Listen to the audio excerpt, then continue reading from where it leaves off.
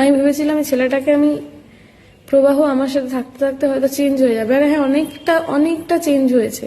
সমস্যাটা অন্য জায়গায় হয়ে যায় যখন প্রবাহ আমাকে একটু বেশি ভালোবাসে, আমাকে একটু বেশি প্রায়োরিটি দেয়, আমার কথাগুলো একটু শোনে। আমি জানি না ওর মা না কে ও কান ভরে, তখন ঝামেলা শুরু হয়ে যায়, প্রচন্ড ঝামেলা শুরু হয়ে যায়।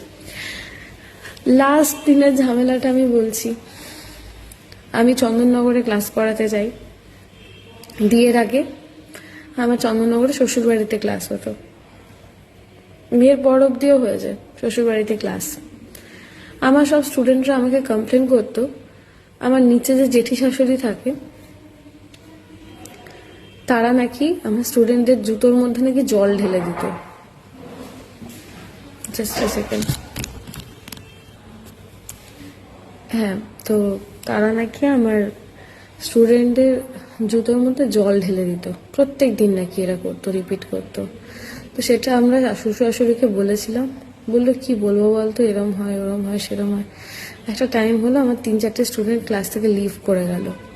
বেশিরভাগ স্টুডেন্ট বললো তুমি অন্য জায়গা দেখো, এখানে ক্লাস করবো না, পোষাচ্ছে না।